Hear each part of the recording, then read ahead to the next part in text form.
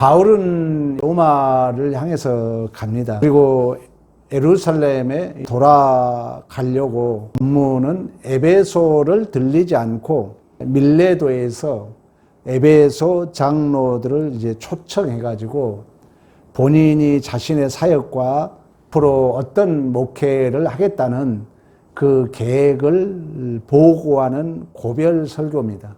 17절에 그 얘기하죠. 밀레도에서 사람을 에베소서로 보냈다. 그래서 에베소 교회 장로들을 청해서 내가 이렇게 예루살렘을 통해서 이제 결국 로마로 갈 것이다. 그 예루살렘에 가면은 수없는 환난과 핍박이 기다리지만 나는 조금도 생명을 귀한 것으로 여기지 아니하노라 하면서 18절에서 21절까지는 에베소에서 행한 에베소 교회에서 약 3년 동안 사역을 했거든요. 그러니까 바울은 복음 사명자로서 최선을 다했지만 바울이 없을 때는 유대인들이 바울을 비난했습니다. 그리고 박해했고, 그러나 바울은 사심없이 예수 그리스도를 증거했다는 거예요. 이 사도행전 교회 역사잖아요. 교회 역사를 보면은 여전히 이 교회 안에 다른 복음은 사단의 가장 좋은 괴계는 역사를 무너뜨린 것입니다. 그래서 계속 이 유대인들은 바울을 비방해요. 그리고 인간적 조건을 가지고 이렇다 저렇다 비판해가지고 결국 복음에 대한 권위를 떨어뜨리죠. 그러면 이제 성도들이 말씀에 대하여 물에 물 탄 둥, 술에 술 탄 둥 두려움이 없는 거예요. 그러면 이제 신앙생활이 자기 마음대로 되는 거죠. 바로 에베소 교회가 그랬습니다. 바울이 좀 자립이면은 이 유대인들이 바울을 박해하고 비난하는 것을 일삼고, 그러나 바울은 내가 하나님 앞에 나는 최선을 다했다. 19절에 너희들도 여러분도 아는 바니 모든 겸손과 눈물이며 유대인들의 간계로 말미암아 당한 시험을 참고 주를 섬겼다. 그러니까 당시에 유대인들이 얼마나 그 간계를 통해서 바울을 무너뜨리려고 했는가를 회상하면서 지금 고별 설교를 하고 있는 것입니다. 그리고 이제 22절에서 24절까지는 그러나 바울은 오직 성령이 항상 신적 권위에 뒀다는 거예요. 성령의 증거로 예루살렘에서 환난과 박해를 기다리고 있음을 내가 알고 있다. 성령이 우리 안에 생각나게 한다 그러잖아요. 성령이 우리 안에 조명해 준다 그러잖아요. 바울은 이처럼 예루살렘에 올라가면 큰 박해와 환난이 기다리고 있음을 성령의 조명을 통하여 알았어요. 그렇지만 이 복음 사역이 너무너무 중요하기 때문에, 이 복음 사역을 더 귀하게 여기기 때문에 그걸 감당하기 위해서는 기꺼이 그걸 두려워하지 않고 그 예루살렘을 가겠다고 결심을 하고 있는 것입니다. 그러면서 25절에서 31절까지는 에베소 교회의 장래 문제를 얘기하고 있는데, 자신이 복음을 전하다가 순교를 당할 것과 에베소 교회의 이단, 여전히 교회는 다른 복음이 1세기 당시에 가장 강했던 것은 이원론주의입니다. 그건 뭐냐면은 영혼만 된다는 거예요. 그래서 육체를 마음대로 이렇게 극단적 쾌락주의, 극단적 금욕주의. 그리고 두 번째 이단은 뭐냐? 율법주의예요. 율법주의는 뭐냐면은 율법은 사람이 그걸 지킴으로 의를 쟁취하는 거예요. 그러니까 율법주의는 철저히 사람이 근거가 돼요. 내가 기준이 되는 거예요. 그러니까 이 율법은 우리에게 하나님이 은혜로 줬어요. 그러나 율법주의가 되면 안 된다는 거예요. 율법은 우리를 뭐하게 하게 줬어요? 내 죄를 자각하고 누구에게 인도해요? 예수에게 인도하잖아요. 율법을 준 기능은 너는 지킬 수 없으므로 너의 죄를 깨닫고 예수를 의지하도록 율법을 줬다는 거예요. 그래서 율법은 예수 그리스도에 인도하는 초등학문이라 그러는 거예요. 근데 이 율법주의 이 바리새인들은 그런 어떤 예수가 필요함을 느끼는 것이 아니라 본인들의 하나의 치장으로 여겼죠. 그러나 율법은 우리가 스스로 지킬 수 있어요, 없어요? 없잖아요. 율법이란 것은 우리는 행위 언약에서 율법을 줬기 때문에 은혜의 수단으로 줬지만 못 지키는 거예요. 구약 전체를 율법으로 본다면 구약 백성들이 실패합니까? 성공합니까? 실패하잖아요. 말라기 마지막이 뭡니까? 하나님이 너희들 그런 거 그 제사장에 갖다 줘라. 먹다 남은 것 주고 찌꺼기 주고 병든 것 주고 하나님이 책망하잖아요. 그래서 이제 다시금 예수가 오셨던 것처럼 율법은 이처럼 우리에게 우리의 죄됨을 자각하고 예수에게 인도하는 몽학 선생의 역할을 한다는 것입니다. 근데 이 바리새인들은 율법을 내가 지킬 수 있기 때문에 하나님은 우리에게 하나의 표징으로 준 걸로 착각한 거예요. 그러나 우리는 선악과를 따먹은 이후에 율법을 지킬 수 없잖아요. 그래서 바리새인들은 율법을 지킨 척 하는 거예요. 내가 의로운 척 해야 되기 때문에 자기는 실질적으로 의롭지가 않거든요. 그래서 의로운 척 해야 되니까 남을 비판하는 거예요. 왜? 내가 의로운 척 해야 되니까 남의 허물을 지적해가지고 그 책임을 상대에게 떠넘기는 거예요. 이런 것들이 율법주의에서 파생된 것입니다. 그럼 우리는 예수 앞에 서면 뭡니까? 우리는 다 죄인이거든요. 여러분, 바리새인이 뭐랍니까? 나는 11조 있고 나는 주일 성수 있고 나는 다 했습니다. 그러잖아요. 그러나 죄인 세리가 뭡니까?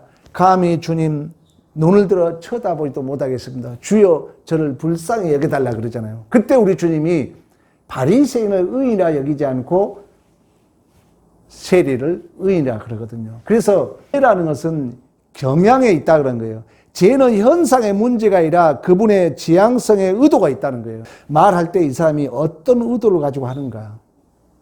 정말 교회를 이해하고 하나님을 이해해서 저 말을 하는가?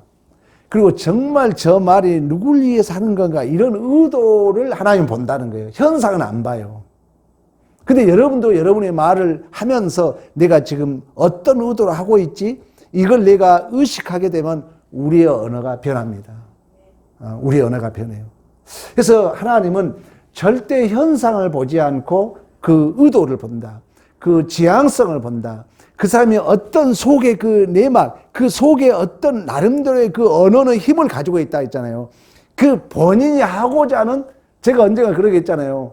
어떤 남편이 일하고 와서 아이고 배고프네? 이 힘이 있는 거예요. 그 말은 좀 밥 좀 빨리 차려라 이 말이에요. 그러면 여성분이 아이고 허리야, 그 말은 아이고 나 허리 아파 못 차주겠다는 말이거든요. 이런 것처럼 이 언어 속에는 그런 의도적인 힘을 가지고 있다는 것입니다. 우리의 행동도 마찬가지예요. 그래서 죄는 경향에 있기 때문에 의도와 지향성을 본다. 그래서 이 율법주의는 결국 형식적이고 외식적인 우리의 의를 지켜야 되기 때문에 남을 평가하고 비판하고, 그래서 에베소 교회는 이러한 이단들이 특히 니골라당, 형식주의, 외식주의, 거짓 사도 이런 것들이 출현하기 때문에 너희들이 미혹받지 않도록 조심해라. 그래서 나중에 계시록에 가면은 소아시아 7교회를 얘기하면서 에베소 교회에게 너희들이 니골라당의 유혹은 받지 않았다. 그러나 첫상을 버려서 너희들이 책망을 받는다. 이런 내용이 기록되는 것을 볼 수가 있습니다. 이처럼 신앙생활이라는 것은요, 우리가 신앙생활 때 중요하게 여기는 것은 우리의 현실은 사실 만만치가 않습니다. 오늘 사도 바울이 그러잖아요. 나는 예루살렘에 가면은 환난과 핍박이, 결박이 나를 기다린도 알고 있다. 그러나 나는 복음 사명을 감당하게 하여 내가 달려갈 길과 주 예수께 받은 사명 곧 하나님의 은혜의 복음을 증언한 일을 마치려 하면은 나의 생명조차 조금도 귀한 것으로 여기지 아니하겠노라. 우리의 삶이 이 어떤 바울이 특별하게 여러분 내 생명도 조금도 귀한 것을 여기지 아니하노라. 이것을 우리가 특별하게 생각해서는 안 된다는 거예요. 우리의 일상이 그렇다는 거예요. 우리의 일상이. 우리의 신앙생활이라는 것은 우리가 거룩하게 하나님의 구별되어서 구원을 받았다 해가지고 우리를 어떤 아무 환난도 없고 핍박도 없는 어디 아주 그 무진공 상태로 우리를 그 비닐하우스처럼 아주 따뜻한데 우리를 이렇게 밀봉해서 우리를 보호하고 지켜주지 않는다는 것입니다. 여전히 그 황무한 세상에 하나님은 우리를 버려서 세상에 우리를 던져져서 우리의 존재와 인생이 그 현상, 그 상황, 그 정황 속에서 하나님의 자녀답게 살기를 원하신 줄로 믿습니다. 그래서 우리가 로마서를 신앙인의 어떤 그 대명사라 그러잖아요. 너희 몸을 하나님이 기뻐하는 거룩한 산 제물로 드려라. 그러니까 산 제물로 드리라는 것은 너의 삶으로 드리라는 거예요. 너의 삶으로. 그러니까 우리 신앙생활이 대개 보면은 교회만 오는 걸로 생각할 수 있고 또 우리의 생각에 멈출 수가 있거든요. 그런데 항상 우리는 내가 누구인가? 여러분들이 그 삶 속에서 오늘 또 하루를 살아오면서 다양한 정황을 만났잖아요. 이 사람도 만나고 사건도 만나고 이게 문제, 자존심의 문제, 여러 문제들을 결부됐잖아요. 그때 나는 누구인가를 묻고 살아는 거예요. 그때 우리가 명예롭고 복 있는 교회라 그랬잖아요. 그러니까 저희가 하나님의 산 제물로 드리라는 이 말은 오늘 사도 바울이 그 예루살렘의 결박과 환란이 있지만 나는 이 복음의 이 사명에 기이하고 존귀함을 아는 자로서 나의 생명을 조금 더 귀한 것으로 여기지 아니하노라. 이 고백이 어떤 그 사람의 어떤 비장함, 특별한 어떤 대목꾼들이 막 이 구호, 특별히 어디 광장에 가서 외치는 그런 구호가 아니라는 거예요. 우리의 일상이 그렇다고, 우리의 일상이. 우리의 모든 삶이 하나님 앞에 선 자로서 그 복음을 위하여 나의 생명을 조금 더 귀한 것을 여기지 않는 것 같은 우리의 삶을 살아야 될 줄로 믿습니다. 그러니까 우리의 신앙의 실존이라는 건 그렇다는 거예요. 어떤 비밀스러운 데서 격리되거나 또 어디 특별한 데 가서 막 머리 깎고 구호를 외치는 그런 어떤 신앙생활이 아니라 오늘 여러분들이 만났던 그 현장, 오늘 만났던 그 만남, 그 정황, 그 삶의 사건, 그 시간, 그 장소에서 하나님의 말씀을 껴안고 예수 닮은 자로 우리는 살아야 될 줄로 믿습니다. 오늘 바울의 고백이에요. 바울의 고백이에요. 우리가 잘못하면은 이 신앙을 특별하게 여길 수 있거든요. 교회에서만 내가 거룩한 척 할 수 있거든요. 뭐 어디 저기 가서 뭐 외칠 때만 그럴 수 있거든요. 그게 아니라는 거예요. 우리의 모든 삶의 정황 속에서, 모든 여러분의 만남의 관계 속에서, 모든 사건 속에서, 그 시간 그 모든 삶의 정황 속에서 우리는 말씀을 끌어안고 예수 닮은 자로서의 실존적 삶을 살아야 될 줄로 믿습니다. 그래서 우리는 사실 맨날 신앙생활이 체념주의 받는 이유가 예수 믿으면 여러분 맨날 감동이 있고 맨날 내 소원이 성취되고 응답되지 않거든요. 예수 믿으면 갈등이 더 많습니다. 왜? 예수 믿기 전에는 우리는 죄의 종이었거든요. 죄의 종이라는 건 뭐냐면 끌려다녔다는 거예요. 그러니까 예수 믿는 순간부터 이제 빛이 나를 조명해 주니까 사도 바울이 오라 나는 공고한 사람이로다. 누가 나를 사망의 몸에서 건져내랴. 이런 갈등과 고민이 있거든요. 그리고 예수 믿으면 여러분 옛사람을 버려야 되잖아요. 나의 옛사람을 우리는 부인해야 되잖아요. 그러므로 말미암아 우리 안에 두려움과 당황스러움이 있을 수 있는 것입니다. 그러나 하나님은 우리한테 뭐라고 합니까? 우리 마태복음 6장을 한번 가보도록 하겠습니다. 6장 33절. 그런즉 너희는 먼저 그의 나라와 그의 의를 구하라. 그리하면 이 모든 것을 너희에게 더하시리라. 그러므로 내일을 위하여 염려하지 말라. 내일 일은 내일 염려할 것이요 한날의 괴로움은 그날의 족하니라. 아멘. 우리 안에 그 한날의 괴로움이 여러분 우연 때문에 찾아온 것도 아니고 실수 때문에 찾아온 것도 아니고 하나님의 깊고 오묘한 섭리 가운데 그런 괴로움이 있다는 것입니다. 그럼 우리의 신앙생활이 우리가 이렇게 생각할 수 있어요. 여러분들의 어떤 괴로운 문제가 생기면 그때그때 다 응답받고 또 그때그때 해결하려고 우리가 노력을 합니다. 물론 하나님이 어떤 문제를 부딪히면 그때그때 응답받고 해결되는 경우도 있습니다. 그러나 오늘 본문에 뭐라고 합니까?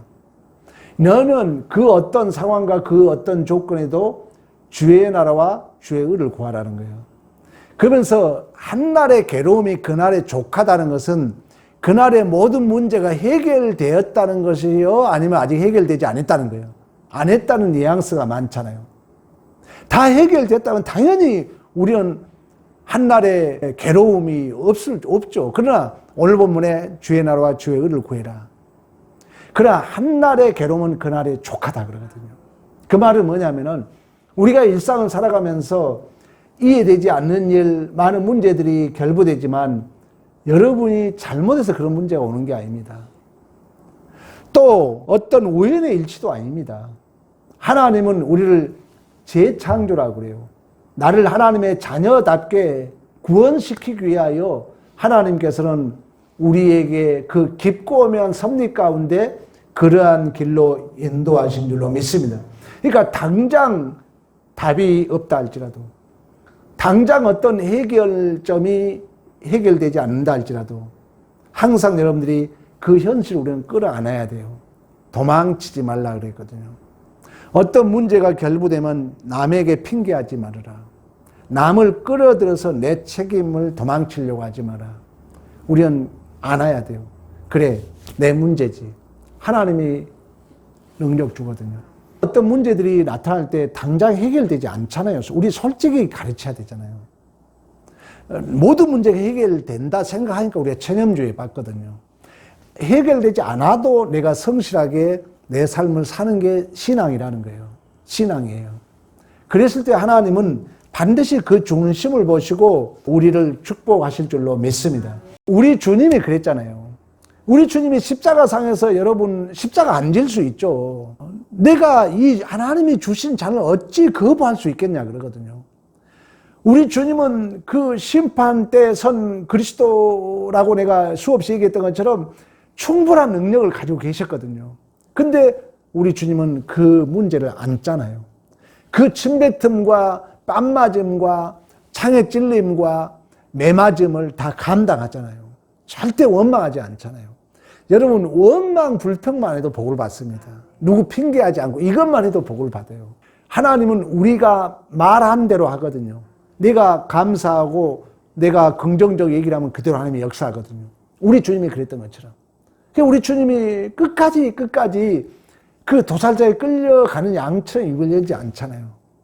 그랬을 때 그 예수를 막 십자가에 못 박게 해달라는 군중들이 뭐라고 합니까? 야, 참으로 하나님의 아들이다. 왜? 그걸 다 감당하니까. 그걸 막 흐트러버리고 니네들 이럴 수 있냐고 했더라면 어떻게 했습니까, 여러분?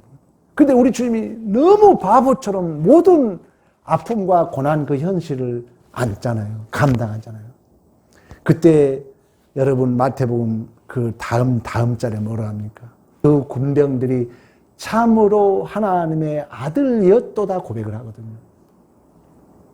그리고 그 배너는 그 말 한마디가 내 마음에 칼을 빼앗아 갔도다라고 고백하고 있는 것처럼 하나님은 여러분들이 그 현실에 시험이 있고 어려운 일들이 있고 당장 풀리지 않는 것 같은 그런 삶의 정황이지만 하나님은 그 삶의 정황 속에서 내가 하나님의 자녀다운 자로 나를 구체화 실체화하기 위한 은혜의 수단으로 그 모든 삶의 정황을 우리에게 허락하신 줄로 믿습니다. 우리 인생을 한 인간이 살아가면서 가장 거부할 수 없고 누구나 절대 따라갈 수 없는 것이 나이라고 그럽니다. 옛날 어떤 탤런트가 나와가지고 나이를 보면은 나이가 나를 보게 한다 그래요. 나이, 우리 나이 먹는 거 있잖아요. 근데 나이라는 건 뭡니까? 어쩔 수 없이 세월을 감당해야 되잖아요. 그러니까 나이라는 것은, 나이가 들어간다는 것은 더 많은 경우를 감당해 가는 거잖아요. 그래서 나이가 먹으면 먹을수록 우리가 깊어지거든요. 우리 여러분 어머님 기억나잖아요. 저는 우리 어머님을 구남매예요. 구남매에다가 남자 6, 딸 3이었어요. 근데 지금은 그렇지 않지만 제 위에 형들이 술 좋아하고 싸움 좋아하고 참 한많은 세월을 살았어요.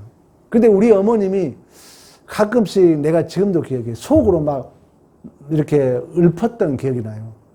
말을 하지 않고 속으로 하면서 이렇게 그게 뭐냐면은 그 한마는 그 깊이를 혼자 삼켰던 것 같아요. 내가 지금 저도 60이 넘어가니까 어머니 마음이 더 절절히 이해가 가요. 나이가 그렇다는 나이가. 우리의 신앙생활도 마찬가지입니다. 나이가 들면 그렇다 보니까 말로 안 된다는 걸 이제 알아. 여러분, 우리 권사님, 장로님 이제 알잖아요. 자녀들이 뭐 말로 안 된 거 알잖아요. 나도 젊었을 때는 막 쫓겨 다니고 찾으러 다니고 말로 이 새끼 저 새끼 하고, 근데 이제 나이가 먹어보니까 말로 안 돼요. 그들도 여전히 나이 먹어봐야 돼요. 그러면 나이 우리는 먹은 자로서 이제 그들도 경험하고 스스로 깨닫고 그들이 깊어질 때까지 우리 역시 기다려줘야죠. 그래서 나이 먹은 사람들은 절대 말로 함부로 답을 내리지 않는 거예요. 기다려주는 거죠. 기다려주는 거죠. 우리 부모님들이 그랬던 것처럼. 그래서 나이가 든 사람의 최고의 격려와 힘과 가치는 상대가 스스로 깨닫고 항복할 때까지 기다려주는 거예요. 저도 참 답답한 면이 많죠. 교회 일 하다 보면 또 자녀들 키우다 보면 그런 게 많죠. 그러나 현실은 우리 기독교 신앙이라는 것은 모든 것이 그때그때 답 나온 것이 아니라니까요. 우리가 사실 너무나도 어떻게 보면 한국교회가 막 급하다 보니까 막 모든 게 그때 답을 나오는 걸로 알고 그때 해결되는 걸로 착각하지만 아까 너희는 먼저 주의 나라와 의를 구하라 그러잖아요. 그러면서 모든 걸 다 하시라. 그러나 한날의 괴로움은 그날의 족하라 그러잖아요.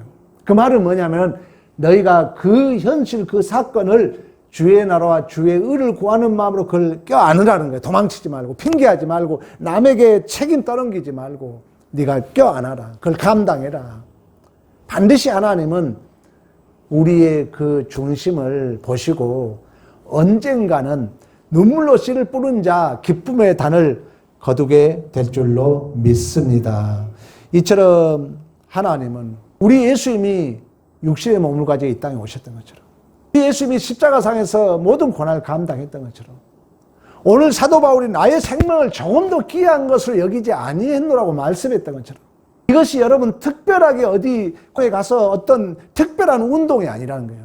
모든 우리의 삶의 정황 속에서 그 사건, 그 만남, 그 모든 그 시간, 그 장소에서 우리는 이 예수 닮은 자로서의 우리의 삶을 살아야 할 줄로 믿습니다. 이걸 우리가 이해 못하면은 신앙생활이 잘못하면은 고통을 면하는 걸로 고통을 감수해야죠. 교회 여러분 왜 교회가 힘든 일이 없겠습니까? 왜 어려운 일이 없겠습니까? 우리 부부도 마찬가지죠. 우리 젊은이들에게 그런 걸 가르쳐야 돼요. 우리 부부도 여러분 얼마나 어려움이 많았습니까? 근데 그 고통을 다 면하자는 게 아니잖아요. 그걸 감수했기 때문에 여기가 있는 거죠. 우리 신앙생활도 마찬가지예요. 하나님이 우리에게 요구한 게 그거라는 거예요. 바울이 오늘 나의 생명을 조금 더 귀한 것을 여기지 아니한다는 것이 어디 특별한 구호, 어떤 운동이 아니라는 거예요. 모든 삶의 정황을 그렇게 살아왔다는 거예요. 모든 삶의 정황. 우리도 그런 삶을 살기를 우리 주님이 원한다는 거예요. 그래 이런 믿음이 없으면 우리는 우리의 신앙이 뭐예요? 기도해가지고 예배 잘 듣고 나 고통 감당하지 않아야겠다는 거예요. 나 고통을 안 받겠다는 거죠. 이건 신앙이 아니라는 거예요. 우리 주님이 이 땅에서 성육신을 가지고 우리의 죄와 사망의 짐을 감당했던 것처럼 오늘날 우리 젊은이들이 가장 큰 문제가 여러분 엊그저께 갤럽 조사에서 제가 얘기했잖아요. 나 혼자 잘 먹고 잘 살겠다는 거예요. 젊은 애들 사고가. 그러다 보니까 사람 안 만나버려. 친척 안 찾아가. 친구 안 만나. 왜? 나 혼자 잘 먹고 잘 살겠다는 거예요. 근데 그게 됩니까? 우리 인간은 사회적 동물인데. 그래서 특히 우리 신앙인들은 이 세상에 비치기 때문에 우리가 더 그 현실의 어려움을 감수하고 그 시간 그 장소에서 예수 닮은 자로서의 우리의 삶을 살아야 될 줄로 믿습니다.